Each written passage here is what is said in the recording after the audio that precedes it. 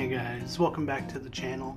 So, sorry I haven't put out a video in a while. I've been readjusting to moving and new commutes, and work's been good, but you know, it's still kind of new, so still trying to make sure I figure it all out. But yeah, so sorry about that. Also, hello to all the new subscribers. There's been a lot of you since my apartment tour video, so I really appreciate that.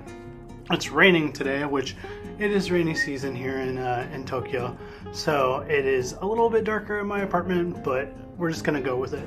So today is another coffee talk, and if you are in Japan right now, Starbucks actually just did a white mocha, finally. So white mocha at a normal Starbucks is like 650 to 680 yen, so it's about 5 USD, which isn't too bad, but this is like what, 180, 190 yen, and it's super good, honestly. Most of the lattes here are kind of like, they're not very sweet because that's just not very Japanese, and so finally having something like this that I can kind of go to more frequently, I really appreciate. And I felt like being on my floor today because I felt like it's kind of a good vibe. It's rainy, I'm home from work, it's a Friday, it's super chill, doing laundry. If you can hear my aircon, I am sorry. It is getting pretty warm here in Japan, and I do not do the heat. Man, I will be walking to the train station in the morning and I will be already sweating. So it's crazy. If you're coming to Japan in June, I would always advise not coming between June and like late September, because it is just like, it's crazy because you hit the rainy season and then it's just hot and it's intense. And one thing about Japan, right, is that they don't have central AC in a lot of places, or they don't really run their air condition really at all, including the schools, which makes it a little uncomfortable sometimes. So you just kind of have to go with it, especially if you're going to come here. I'd say come mid-October to like mid-May is probably, like, all those times are pretty good. I'd say late December to early February is going to be pretty cold. But honestly, the cold is so much better here, except for the trains, because then they blast the heat. But we'll talk about that at another time probably. But yeah, I've been kind of thinking in my like to myself, like, man, am I happy here? And I think that's an interesting question to ask yourself, especially when you've wanted to be in Japan for as long as I have. And to kind of roll back the clock a little, I wanted to be in Japan since I was 12, which I know is such a weird age, but I remember being at gym with one of my friends talking about how I just played this new game called Kingdom Hearts and how I wanted to work for the company that made it. And then from there kind of was the catalyst for everything, not really knowing at that point in time that the things I grew up with, like Power Rangers, which in Japan is Super Sentai, was all Japanese, and then Pokemon, which is still like my hyperfixation, was Japanese, because what 7-8-year-old's gonna know that, really, right? So it's always just been there. And so when I was 12, it was really the catalyst of, okay, I really want to go to Japan, and that never like alleviated. Like, it just kept getting more intense as the years progressed. And I think when I was 16, well, 15 to 16, because that's really when I started getting more into anime and like the culture and the subculture and Harajuku street fashion and all of those things, J-rock, J-pop, and that's really like where all that boomed. And then I finally was able to come here on a cultural exchange in 2015 and absolutely loved it. I was in more of a rural countryside Japan, so being in Tokyo is totally different. So that kind of hit me for a little whirlwind, but I really do love Tokyo now that I've been here as long as I have. But I think it's such an interesting question to ask yourself, like, obviously, people come to Japan as like a tourist and they see the sights and they go to Harajuku and Shinjuku and Shibuya and Akihabara, and like they'll go to Kyoto and Osaka, and they'll see all these like beautiful, amazing things for 2 weeks, and they'll be like, I want to live here. And then you live here, and then I think the reality of that kind of starts to sit in and settle, and then people, I think, kind of lose their zeal for living here. But thankfully for me, I think the longer I'm here, the more I love being here. Now, salary is not great. We all know this, especially if you're English only, like I am. I am learning Japanese because I don't really feel like you should be in a foreign country without learning that language and trying to become as a part of that culture as possible and growing in your communication skills. I don't think you should. I just don't agree with that. So I've, of course, have been learning Japanese and doing the best I can with that.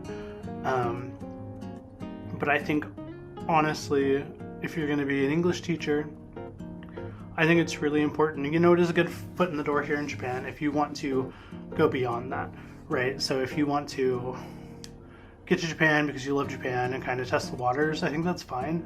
But I also think it's really helpful that you understand that it's going to be stressful, especially if you're not used to dealing with questionable communication and dealing with a lot of different people in a lot of different places and trying to make sure that you're doing what you need to be doing, and then incorporating that with the students and like the principals and all of that, the staff, the teachers, what people like you, what the kids like you, like that whole dynamic. I don't think people think about that when they sign up for like one of these big eikaiwas or companies like Jet. Like, you've got to really think about that. If you're the kind of person who's like really reserved and scared and doesn't like talking, doesn't like doing dances and songs and things that maybe make you feel embarrassed, it might not be the right thing for you. And for me, I had to push myself because I wanted to live in Japan so badly that I had to really push myself out of that and grow as a person. Shocking, I know. How moving to a foreign country can really put you at odds with who you knew yourself as being. Because I was never the person that was going to get up and like do a silly song and dance, and I still don't necessarily like it. I like doing books and reading and interacting with the students through conversation, but if they want a song, I'm gonna do a song and we're gonna have fun and they're gonna giggle, and that's my role. And I really like it.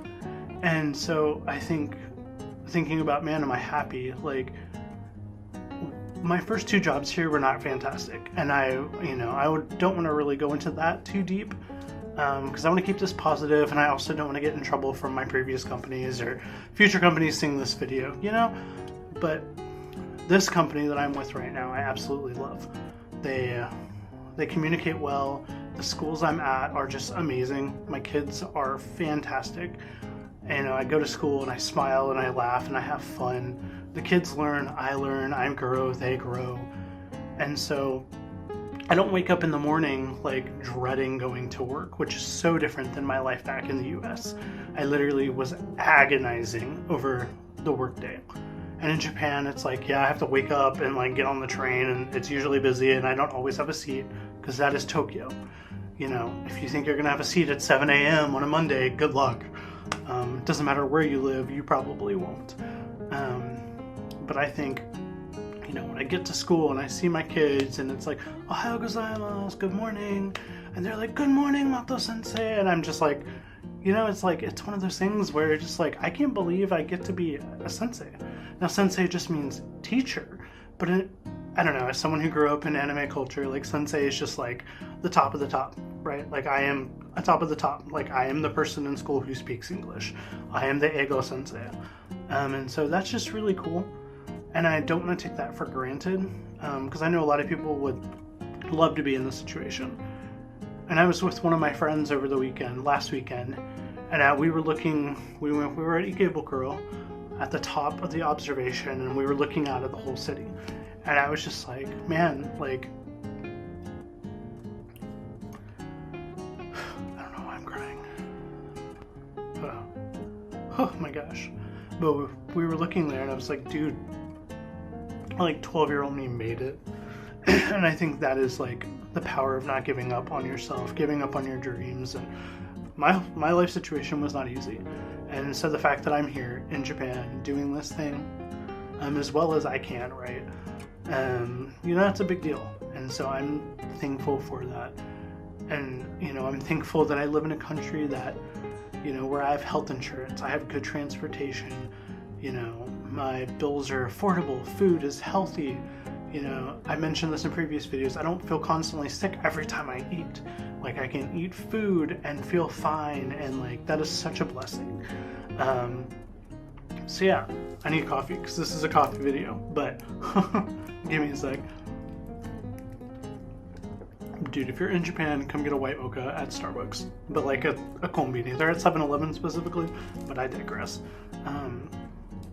Yeah, like in a place where, you know, I can just go anywhere and be like, oh my gosh, Pokemon everywhere. And like, it's so nice to like not have to hide the things I care about because they're viewed a certain way. I think America and the United States specifically, there's this whole mentality of like, oh, it's childish. And I'm like, dude, adults make Pokemon, adults make anime, like adults make movies and comic books and things like this. It's not childish. You just want to perceive it as being childish. And I think that's childish. Like, let's be real. Like, why can't someone absolutely love their anime conventions and their Pokemon events, and you can like your sporting events and your you know, whatever those things are? Like, neither of them are childish. You just you attribute certain things to being childish or not based on your perception and understanding of them. And so being in a place like Japan where they don't care, they are just like, everyone likes Pokemon, everyone has a backpack, everyone, you know, it's such a better culture for me personally to live in because I feel safe, I have health insurance, there are, you know, so many foods I can eat, and I always feel okay. The things I love are everywhere, and I don't have to feel ashamed or embarrassed about the things I care about. And that is such a freedom and such an amazing thing. So yeah, am I happy? Yeah, I'm absolutely 100% happy. And that is so wonderful. Like, I can't explain it. Like, and again, not every day is perfect. Not every day I go to school are there like oh, nothing goes wrong, you know. That's not a realistic thing, but overall I'd say I'm just like, I'm happy and I'm thankful. And who knows how long this season is. I could be here forever, I could be here for another year. You know, all I know is I'm here till April, until my contract's over, and then we figure it out from there. And I'm just, yeah, I don't know, like, I feel like if you have a dream, even if the odds seem impossible, I feel like you should go after it. And so I don't know why this is pep talk, but be pep talked. Go after it. Do the thing. Do the scary thing. Sell your stuff. Move across the country. Get out of your toxic situation. Make the most of the time you have, because it's not forever. And I think that reality has really sunk in, especially over the last few years, as I've lost people and other people I know have lost people. Like, we don't have forever. We don't have tomorrow. We have now. So use that now the best you can. And I'm here, and I love it, and I'm thankful. And it's a Friday night, and I'm doing laundry, and that's probably boring, but that's life sometimes, right? And I'm super content with doing laundry in my cute apartment while it's raining outside. And I'm gonna go get some cheap pasta later for dinner, or maybe, you know, some curry, who knows. And then tomorrow I get to wake up bright and early and get to play Pokemon Go Fest Global in Tokyo. I probably will be in Ikebukuro at Sunshine City, which is my favorite place, period, aside from Odaiba. So if you're in Japan and you see this video, come hang out. But yeah, this is more than I could have asked for.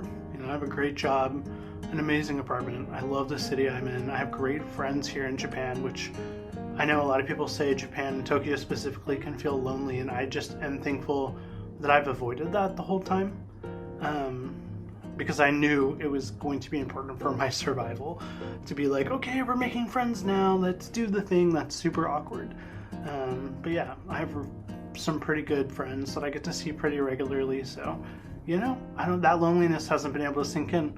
Plus, there's always my other interest, which is video games, so tonight after laundry, I'll probably play some Genshin Impact and catch up on the new story quest that just came out. And, you know, I'm just going to take it easy because I get to do that. I'm still going to make some more videos, obviously. I want to do the grocery store shopping video and a lot more vloggy stuff. But, You know, if you stuck around this long, let me know down in the comment section below. What do you think I should cover? Where do you think I should go in Tokyo specifically? Maybe Saitama or Kanagawa. Are there any places you'd like me to go check out, or you've been to that you think I should go see that I might like? Because yeah, I'm excited. It's summer. It's pretty hot already. So I don't know how that's gonna work going outside. But anyway, guys, yes, I'm happy, and you deserve to be too. So until next time, guys. May your heart be your guiding key.